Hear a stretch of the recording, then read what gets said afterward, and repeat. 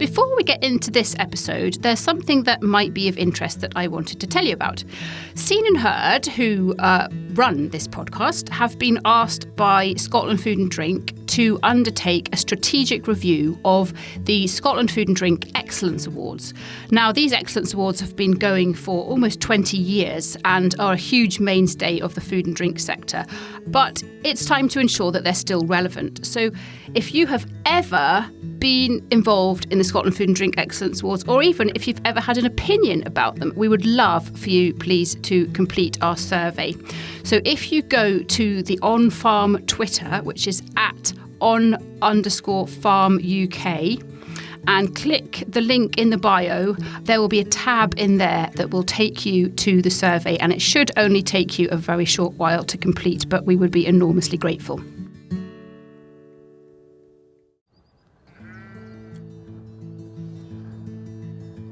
Welcome back to On Farm. It's Monty here this time.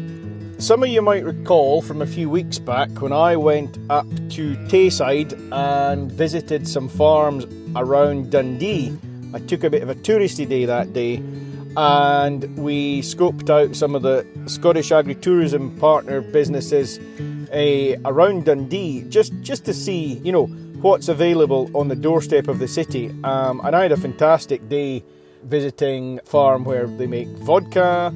We had a great day. Anyway, this time we're showcasing another set of farm visits and experiences. And what we're talking about here are days out on your doorstep, as our partner for the episode Go Rural Scotland like to refer to it.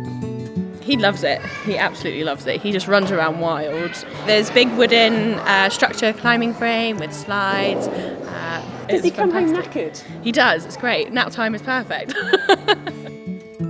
Go Rural's aim is to get thousands more people living in Scotland's towns and cities to visit Scottish farms and crofts. Today's focus is Edinburgh, and we're looking at the brilliant farm-based experiences within just a few miles of the capital. I'm delighted to have radio producer Jack Phillimore to help us with this episode. Jack put in the miles doing a whistle-stop tour of some of the farm experiences near her Edinburgh home. I live in Edinburgh and I'm often looking for things to do with my family. I've got young kids. First on my list on this whistle-stop tour is just over a half an hour drive from Edinburgh. And it's a farm that offers places to stay in buses, old buses, and I can't wait to see what they've done. And about 20 miles from Edinburgh to a place called Bankrug Farm. I'm going to meet the farmer, Balfour, in a moment. I can hear the birds are chirping away. It's a gorgeous day. Turn right, then the destination is on your left. Hi Balfour, nice to meet you. Yeah, good morning. How are you? Yeah, fine, thanks. Your farm is absolutely stunning. How long have you been here? I was born here, so born and bred, so that's more than 60 years now, and I just love it. Can you describe what we're surrounded by? We're basically at the foot of the Lammermuir Hills. They're really pretty hills. It's so peaceful, isn't it? Well, we have 9 buses now on the farm that you can stay in. We've got a kitchen bus, that's 10. We've got a play bus, 11. And unbelievably, we have a bus that the hens stay in on the luxury site. So we have 12 buses. So you've got animals here as well. Yeah. Is that something that the visitors can go and meet and feed or touch? Yeah, we've put on a small sheep flock. So we've got 20 ewes just now. They're about to lamb. The other thing, we've got 6 alpacas who are very, very friendly, very photogenic. If there is feeding to do, we'd offer that to our guests. He's friendly, he's coming over. He likes to chat, and it's the most photogenic alpaca ever. The other one's nonchalantly sitting down. Yeah, he's not as keen. No, sorry, we don't have any food for you. No. Well, this is the hen bus that I talked about. So the hens sleep in the bus at nights.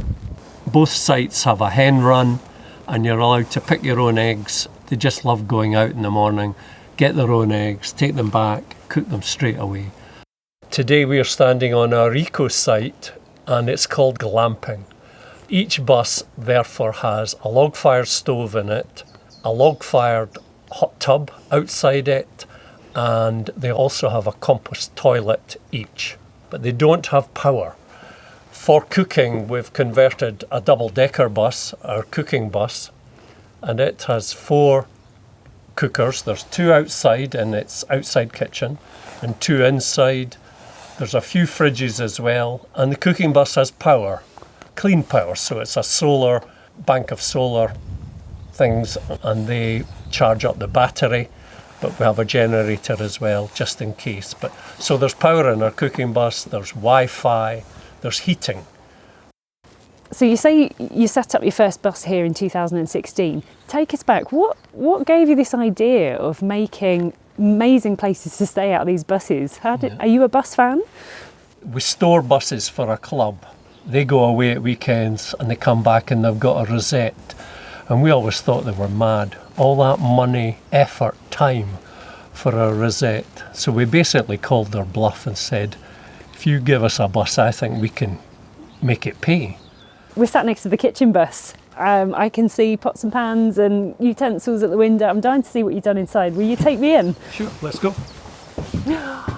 Wow, there's the steering wheel, the buttons. I'm a daughter of a bus fanatic and I think it must have filtered through to me. This is fantastic.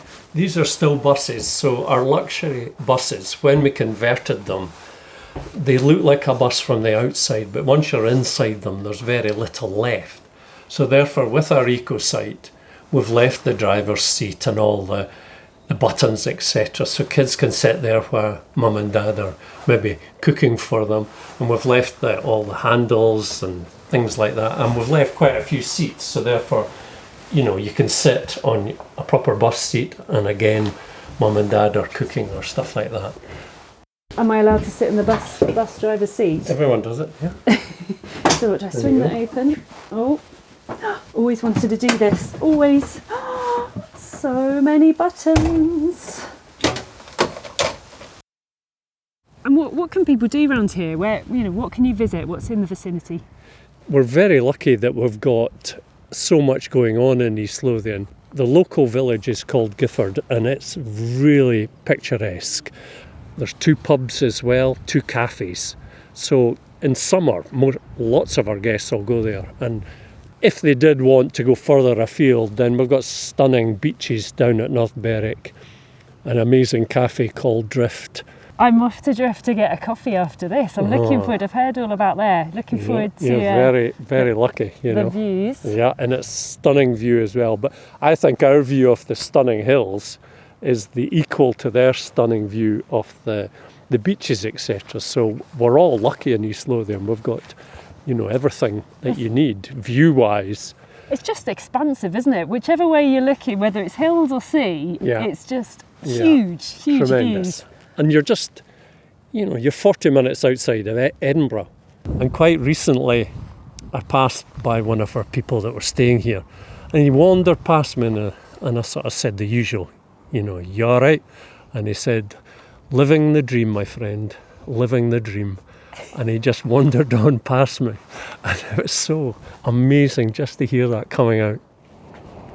So we've come to the next farm. It's just a stone's throw from North Berwick, right on the cliffs. And it's a big, long coffee house called Drift. I'm here to meet Joe and Stuart, who have set this up. So Drift is converted out of 6 shipping containers, 2 20 foots as you go in, and then the 40 foots with the panoramic view out to the Firth of Forth, Fife, the Bass Rock and May Island, and then on the ends of the containers we put in 2 massive windows and they look down onto the beach that we have there. We've got the Law behind us as well, another iconic image to East Lothian, and behind us you can also see to Tantallon Castle. But I think the thing for me that's so special is being able to see the rolling sea coming in onto the sand below us. It's just so magical and so relaxing. So you both live and farm nearby. How long have you been farmers in this area? The McNichols used to farm in Paisley in Glasgow. They moved through here in 1908 as tenants, and in 1921 we bought Castleton, and we've been here ever since. And I'm currently the 4th generation, and the 5th generation are snapping at my heels. And now we currently farm winter wheat for distilling, malting barley for whisky, winter beans that are shipped out to the Middle East for flour, and we are also currently just about to plant an orchard. East Lothian traditional farming is actually mixed farming. Economics over the years has forced farmers to either go away from the livestock or diversify into something else, and we've got a different route to market, which is shipping containers for our coffee house. When did you start to think about an agritourism offering? Stuart and I got married in 2007, and we knew that as two families, us and his parents, living off one farm, it wasn't going to be enough. And we have a great interest in food and drink. And so we knew we wanted to do something, and we actually investigated doing a farm shop with cafe, except we realised our cereals were all grown for booze, and so it was going to be more of an off-licence rather than a farm shop.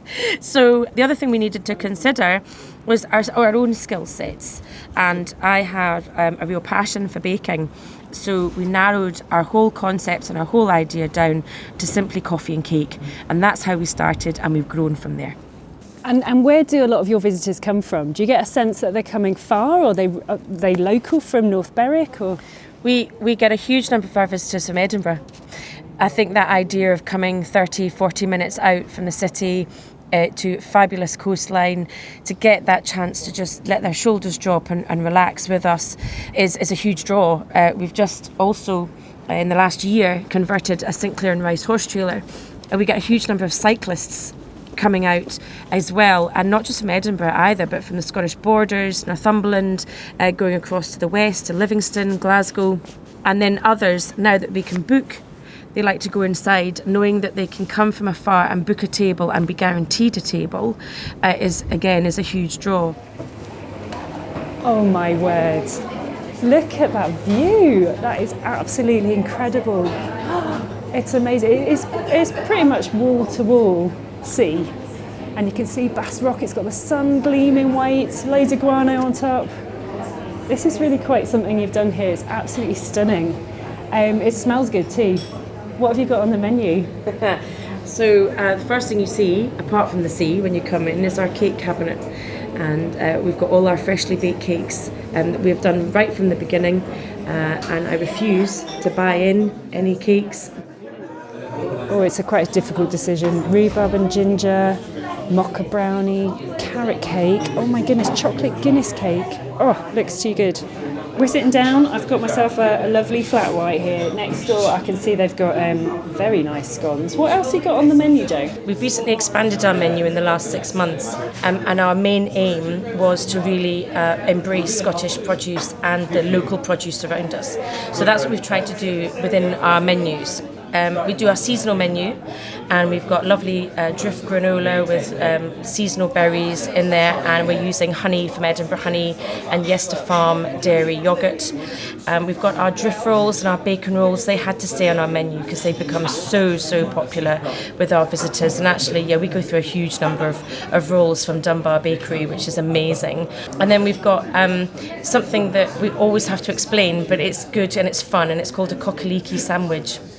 And you think of that as a soup. You think of it as a soup, wouldn't you? But it's actually an open sandwich using beautiful chicken, roasted chicken with baby leeks, and then we've got a stunning celeriac remoulade on the side with beautiful new potatoes with parsley and lemon. And then finally, we're embracing the sea because we're beside the sea, so we've got a super herb crusted sea trout, and that's served on a fennel puree. So it's really embracing the seasonal veg, the seasonal fish, meat, and then keeping our standard things. I could stay all day with this view. It's absolutely amazing, but I'd actually better crack on with the day. So thanks for having me. Well, I've just arrived here at Craigie's farm. I'm going to meet Kirstine, who farms Craigie's with her husband John.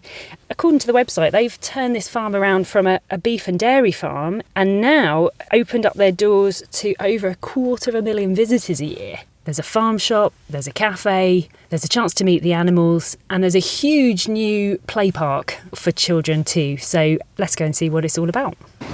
Here she is, she's with the donkeys. Hello, good morning. How are you? Are you yes, well? I'm fine, thank you, yes. Don't eat my microphone. No, don't eat the microphone. That's right. And can visitors come and meet them? Yes, the visitors come up and speak to them all the time, so they like that. You've got a lovely farm here. Can you explain whereabouts we are? So we're very close to Edinburgh. Is that where your visitors mainly come from? Edinburgh and the surrounding towns? Yes, in the summertime, at berry time, we get more people coming from Glasgow and much further afield as well, because there's not many pickerons left this side of the water. We have strawberries and raspberries. We have black currants, red currants, gooseberries, brambles, and later on in the season we have plums, we have cherries as well, and then we go into apples in the autumn time, sort of thing. So we also started doing pick your own vegetables as well. We do the pumpkins too, and we're increasing the pumpkins each year, and it's a fun day out for the children. They love to come, they get their wheelbarrow and they just run on down the field and grab the biggest pumpkin they can find, and they're so pleased, and then they're back up to pay for it, you see. So it's a good day out for family. Well, this is amazing, standing here and the kids roaming on tractors and big tyres. I know, it is. It's fantastic, especially during the holidays. What a view, you're looking out, you've got mountains. I mean, it's just gorgeous, isn't it? It's really fantastic, yeah, and they love being here so much. Who have you come with? I've come with my two sons, Ellis and Liam, who are 2 and 5. And how often do you come here? Mostly the holidays we come, and sometimes during the week with the little one, and the oldest one's at school. So. And what do you like about this place? Why do you come? I think it's a lot child friendly, definitely. It's made for families. Wow! It's got a trailer and everything. Goodness me, that tractor is bigger than you. How did you manage to get up there? Are you going to see any of the animals today? I saw the goats, and I saw the baby sheep, some horses, plants and pigs. We've seen the pigs being born a few months back. The mummy pig was amazing, so it was lovely watching. And what do you recommend in the cafe? What's nice? I think their scones are lovely. They do mean hot chocolate. John and I got married 30 years ago, so that's when I came aboard and started to help with the small farm shop with my mother-in-law. Just the shop itself wasn't actually bringing an awful lot of people to us, and a lot of our customers were saying, you've got the most spectacular views at Craigie's. It would be so nice if you could sit with a coffee and enjoy it. So that's when we went, brilliant, that's what we're going to do. We're going to build this new farm shop round the corner, where we can get the panoramic view of Craigie's, which is absolutely amazing when it's a clear day. As we got busier, we kept on building on and on and on, and our latest development is the Little Farmers, which is an indoor play area for the children. Are you on the tractor? Yeah. Are you going to drive the tractor? You've got the steering wheel? Yeah, that's it. Nice to meet you. What's your name? Hi, I'm Vari. And who are you here with today, Vari? I'm with Sasha. He is just coming up too. So. Where have you come from today? Just from Edinburgh. So is that an easy journey for you? Yeah, it's only about 25 minutes, so he loves it. He absolutely loves it. He just runs around wild. There's big wooden structure climbing frame with slides, bridges to walk across. There's a wooden tractor for them to climb on. There's climbing wall bits and lots of toy fruit and veg for them to play with. I mean, it's enormous, isn't it? It's great. It's amazing. Yeah. Does he come fantastic. home knackered? He does. It's great. Nap time is perfect. Is this all from the farm? You've got onions, beetroot, swede, carrots, parsnips, rhubarbs here, cauliflowers. Is this all yours? This is all ours, apart from the peppers and the citrus fruit. It's all grown in the farm. We aim to produce as much as we can to use in the farm shop and the cafe. We certainly use all our vegetables and our fruit. We very much pride ourselves on make practically everything as well, from the kitchen to the plate, which is very important to us, that our customers know where the food's coming from. Well, that was brilliant. A really different experience to what I've seen on other farms so far today. And I can't believe we're only 7 miles from Edinburgh city centre here. It's really peaceful and beautiful views. So on my next stop, I'm going to go and check out somewhere just a bit north of here in Fife. It's a working farm run by Katie and Mark, offering beautiful shepherd's huts to stay in. Hello. Hi. Hi, how are you? Good, yes, how are you? I'm all right. Oh my goodness. Good. The teeny tiny lambs. Yes, we have quite a few. How long have you been going? So we lamb 100 ewes in the first week of March. So these guys are a little bit older, the pet lambs here. So I'm Katie Roberts from East Kilducky, just outside Dunfermline. We're a sheep and beef farm. We have about 1,400 breeding ewes, which we're lambing at the moment. And we also have about 70 cows calving, and they calve out at another farm that we rent. So it's all the sheep are brought home here to Kilducky to lamb. So it's all about the sheep at the moment here.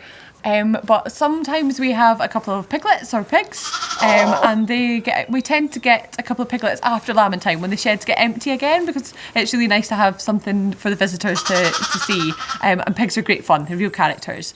As I came down the hill there, you've got these two beautiful shepherd's huts on the hills. This is a new thing, is it? Yep, it is. The huts arrived in April of 2019.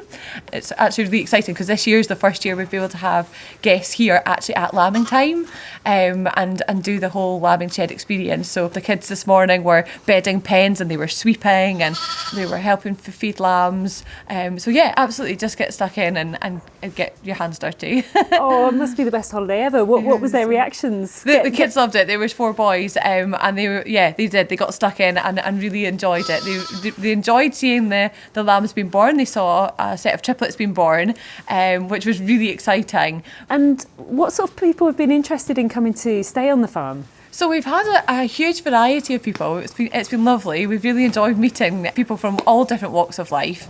So we've had people from rural backgrounds and people from city centres, and we've had young couples who are just happy to see something different and have a sort of maybe a romantic couple of nights away. And we've had families who really want their kids to get outdoors and and enjoy the fresh air and just see what happens on a farm and probably appreciate where their food comes from. The main thing that's stuck with us is we actually probably appreciate where we live more than ever now, because we see other people's reactions to it and we've always just taken it for granted. It's just what's on the doorstep. You walk out the door every morning, but we're busy, we get on with our jobs. But no, I think now we do take a bit more time and say actually we are really lucky and it's pretty. We've got lovely views and looking over the loch, and people really enjoy that. They enjoy the peace and quiet and the whole experience, I suppose. Each shepherd's hut has its own chicken house, its own chicken coop, and the kids can help look after it. So the kids today are away down to top up the water and the food for me, but the kids love it and it's great. They see that that's where the eggs come from. Quite often if you pass in the morning you see the kids with the pyjamas on and the wellies on and they're out there looking for the eggs, and it's memories, isn't it? It's something that they'll not forget, and that's what we want to achieve. Well, I'd absolutely love to go and have a look at the huts, even if we're just peeking from the outside. I know you've got people here. Yeah, absolutely, super. Let's head down. Yeah, lovely. I'll follow you. They really are gorgeous.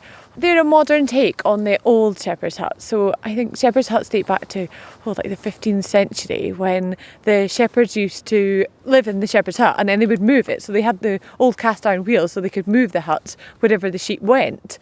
We've made them slightly bigger so that we could sleep the 2 adults and 2 children. So they've got a double bed and bunk beds in them, and they've got the wriggly tin roofs with a little chimney sticking out for the wood burning stoves.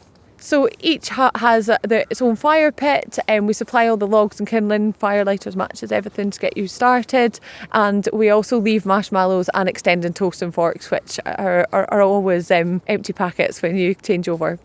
What a view. I mean, you're right in front of a loch here as well. I mean, it's really idyllic, isn't it? Well, yeah, we chose this site because it kind of takes full advantage of the view and the setting here. A field away from the farm as well, so if we're working with sheep and cows early in the morning, we're not waking our guests up. There's binoculars in both the huts and a bird book as well, so the kids enjoy and the adults enjoy looking out for all sorts. So there's quite often deer grazing in the field, and there's also buzzards. There's lots of birds. We've actually had a bird survey done on the farm, and there's lists of birds in each of the huts so that you can see if you can spot any new birds. Yeah, I saw lapwing when I was coming over, heron. I mean, there's absolutely. And do you get sort of ducks on there, do you? Yep, very often ducks and geese. There's swans on the loch as well.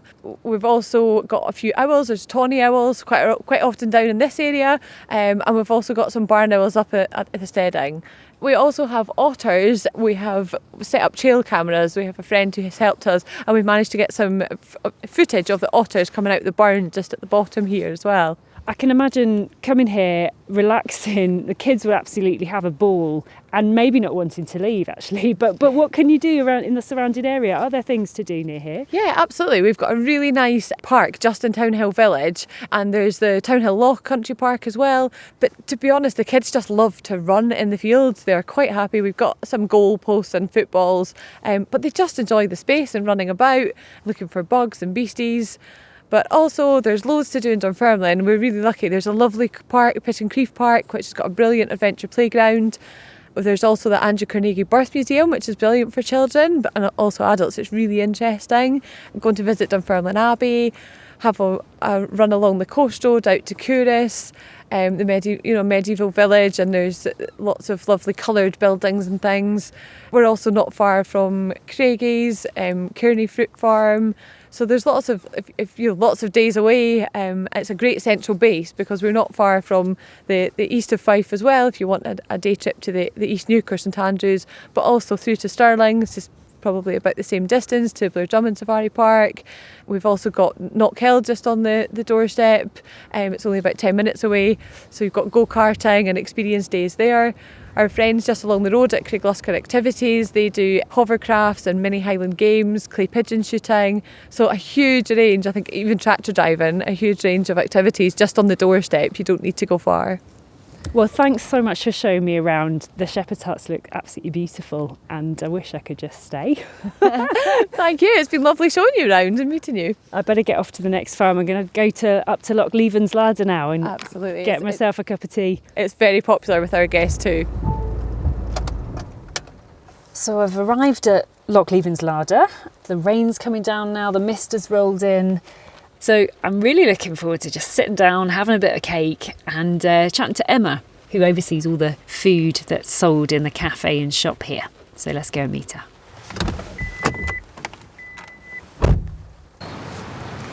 So I've come to sit and have my cake, which is gorgeous actually, in the outdoor canopy cafe. I mean, it's fairly misty today, but I can see that the view is stunning. It's like wall to wall, hills, greenery, absolutely beautiful place to come and sit. Hi Emma, can you set the scene for us a little bit about this farm? What was this farm originally doing? What was it farming? So it's a family-run business. The family moved to the farms, the area, in 2002. And then I think after that they quickly recognised that there was a lack of facilities for young families, for places for people to go and spend time in the outdoors and eat local produce. So the vision was formed, and the shop originally opened, shop and cafe originally opened in 2005.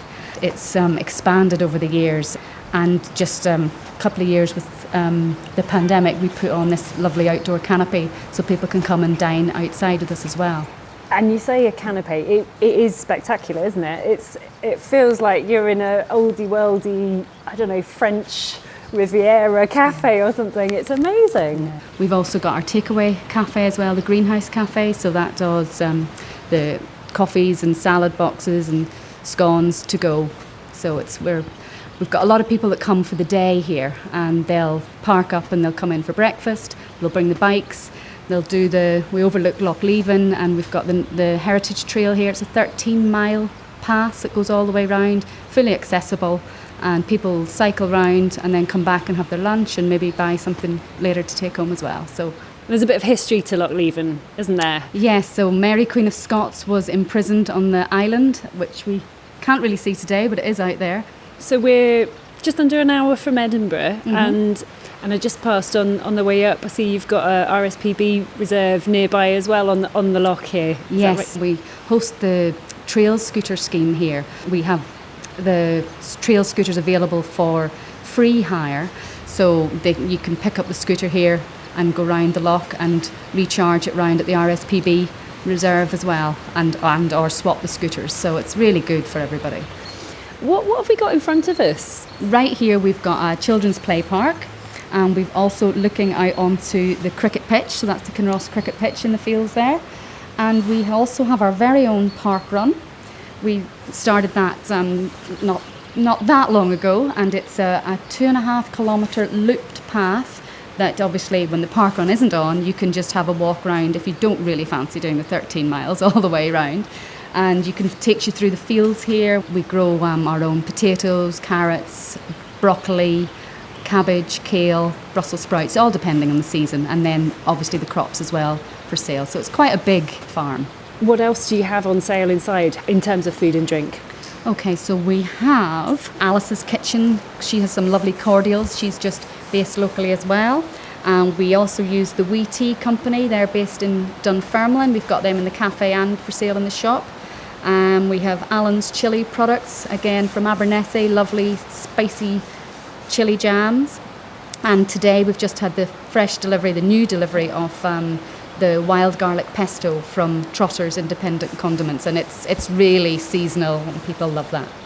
With our in-house bakery, it's brilliant that we can use these products and cross-sell them, so we'll be able to use the pesto in the production of some of our speciality loaves, which it makes a point of difference certainly for us and gives us something really good and local to shout about.